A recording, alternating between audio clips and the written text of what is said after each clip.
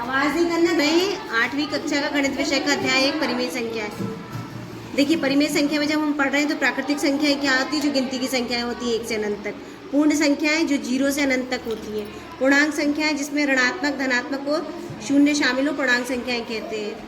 फिर परिमेय संख्या, परिमेय संख्या क्या होती है, जिसे हम P/Q के रूप में लिख सकते हैं और Q कभी भी 0 ना हो, वो परिमेय संख्या होती है। बहुत इंपॉर्टेंट है। इसके बाद परिमेय संख्याओं का न्यूनतम रूप, कोई भी संख्या को हम भाग दे के छोटा करें, इसे बोलते हैं न्यूनतम रूप। इसके बाद परिमेय संख्याओं को हम संख्या रेखा पे कैसे बताते हैं, जैसे कि 0 है और ये 1 है। 0 और 1 के बीच में अगर हम 4 भागों पे विभाजित कर रहे हैं तो इसे बोलेंगे 4 भाग, 1/4, 2/4, 3/4 और 1। ये संख्याओं पर संख्याएं, ये बहुत इंपॉर्टेंट है। जब परिमेय संख्याओं को हम जोड़ते हैं तो अगर हर समान है, नीचे भी 5 और नीचे भी 5, तो आसानी से जोड़ लोगे। 4 और 3 7/5। ये गलत लिखा है, यहाँ 5 आएगा। देखो, घटाने में भी अगर हर समान है, ऊपर वाली संख्या को अंश बोलते हैं, नीचे वाली संख्या को हर बोलते हैं। अगर हर समान है तो 4 से 3 घटाएंगे, 1/5। लेकिन अगर हर अलग अलग है, यहाँ 5 है और यहाँ 3 अलग अलग है, तो ऐसी संख्याओं को कैसे हल करते हैं, तो सबसे पहले संख्याओं का हर समान करते हैं। परिमेय संख्याओं का हर समान किए बिना नहीं जोड़ सकते। सबसे पहले हमें हर समान करना है, तो हम क्या करेंगे, -7/5 है, ये जो 3 है इसका ऊपर नीचे गुणा कर देंगे, 21/15 हो गया हर समान करने के लिए। और इस 5 का इसमें ऊपर नीचे गुणा कर देंगे। ये देखिए, -2/3 था,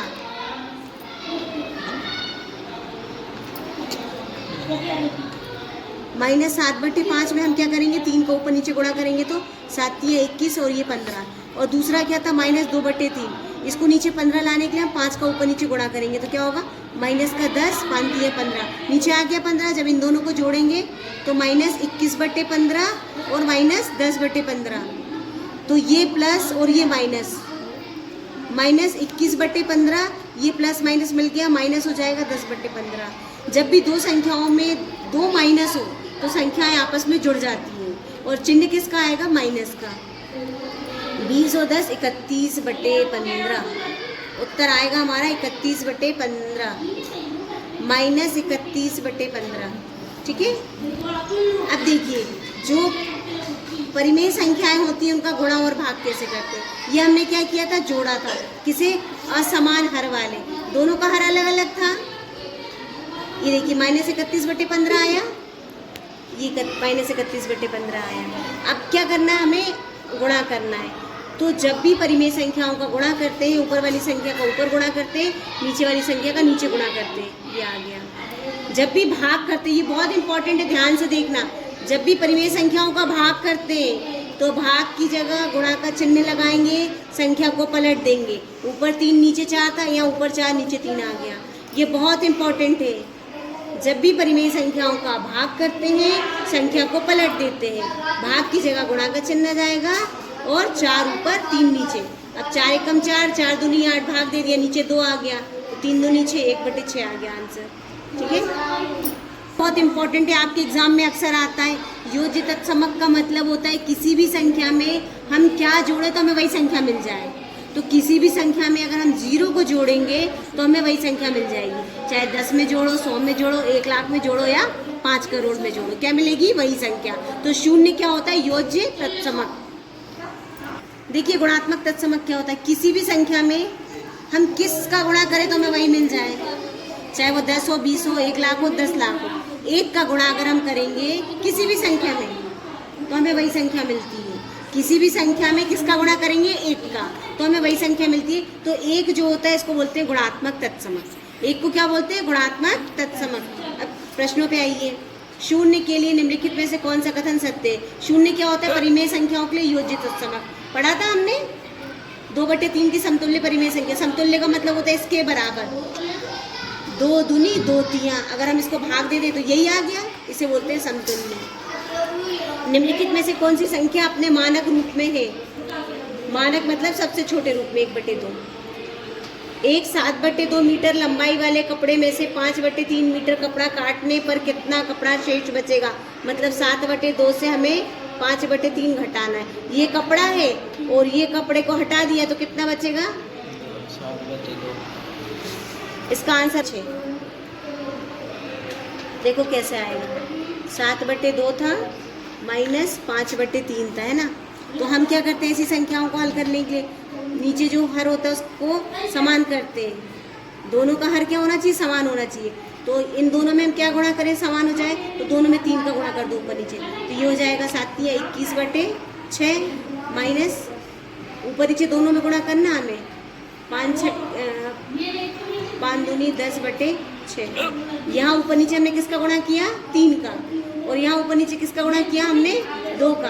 5×2 = 10 और 3×2 = 6। अब दोनों में 6 आ गया नीचे, 21 से हम 10 घटाएंगे तो क्या आएगा? 11/6। ये हमारा आंसर है। अगला प्रश्न, एक आयताकार भूमि, इसका परिमाप का सूत्र क्या होता है? 2 गुणा लंबाई धन चौड़ाई। तो हमने 17/2 और 13/2 को जोड़ दिया और 2 का गुणा कर दिया तो उत्तर आएगा 30 मीटर। अगला प्रश्न, इसका मान ज्ञात करना है। कोष्टक को हटाएंगे, -4/9 प्लस माइनस मिलके क्या होगा? प्लस माइनस माइनस होता है, माइनस होता है।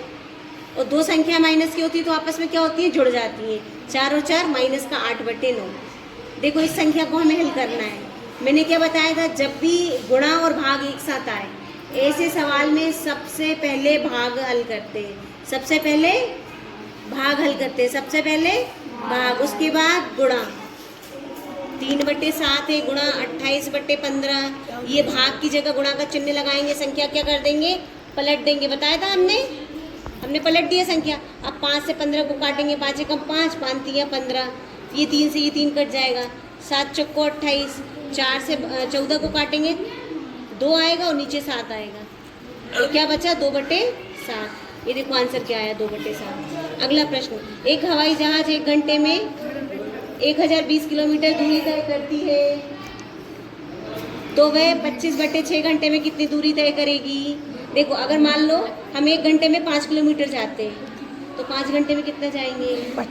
25 गुणा कर देंगे। तो 1 घंटे में इतना जाते हैं और इतने घंटे में कितना जाएंगे? तो गुणा कर दिया हमने। क्योंकि इसमें बटे की संख्या है तो 6 से इसको भाग देंगे, 170 आएगा। 170 में 25 का गुणा करेंगे तो ये आएगा। अगला सवाल, वितरकता के उपयोग से निम्नलिखित का मान ज्ञात कीजिए। इसे हमें हल करना है। सबसे पहले हम कोष्टक हटाएंगे, 6/5 माइनस 3/12 प्लस 6/5 गुणा 5/12। अब देखो ये 5 से 5 कट जाएगा, 6 कम 6, 6 दूनी 12, नीचे 2 आ गया। इसको हल करेंगे, 6 कम 6, 6 दूनी 12, और क्या बचा? और कुछ नहीं भाग जा रहा, तो -3/10 और यहाँ पे क्या बचा? 1/2। इन दोनों को जब हल करेंगे तो आएगा 1/5।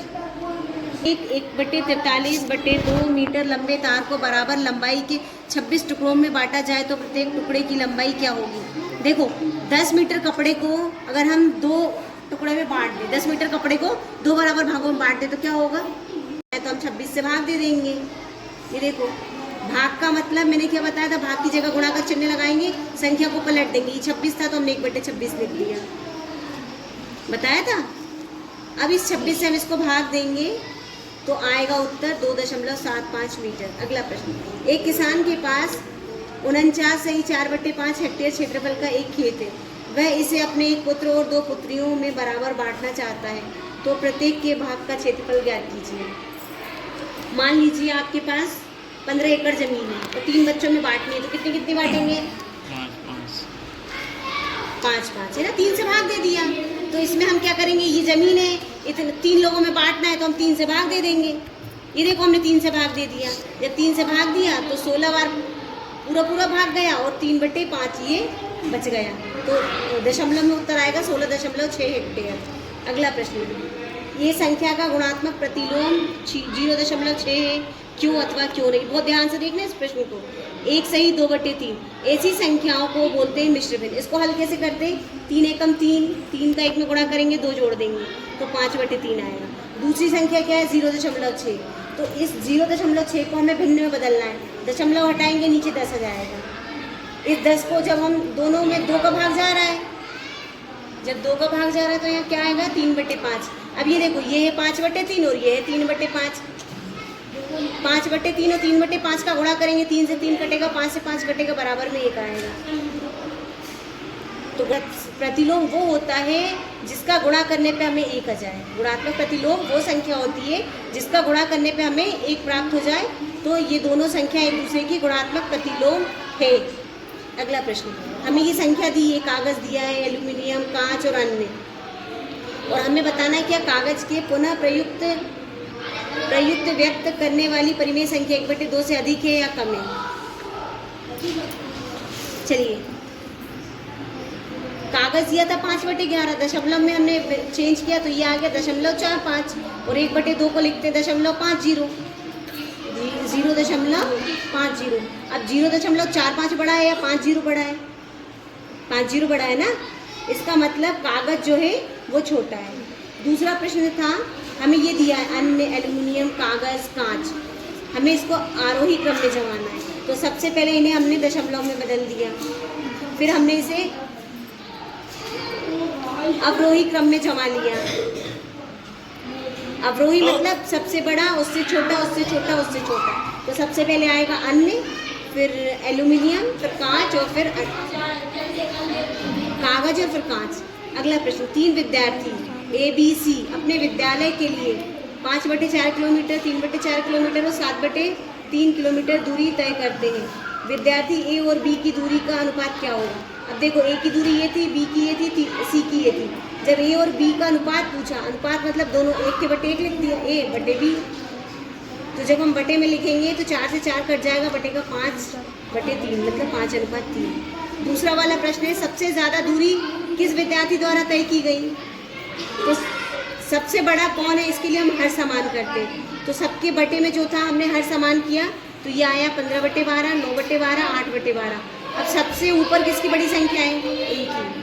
देखो, हर समान है, ऊपर जिसका सबसे बड़ी संख्या होगी वो संख्या सबसे बड़ी होती है। तो इसमें A जो है वो सबसे अधिक दूरी तय करेगा। अगला प्रश्न, नीचे एक मैजिक वर्ग दिया गया है, उचित संख्याओं को वर्ग A B C D के स्थान पर इस प्रकार भरिए कि प्रत्येक पंक्ति, स्तंभ और विकर्ण के योग बराबर आए।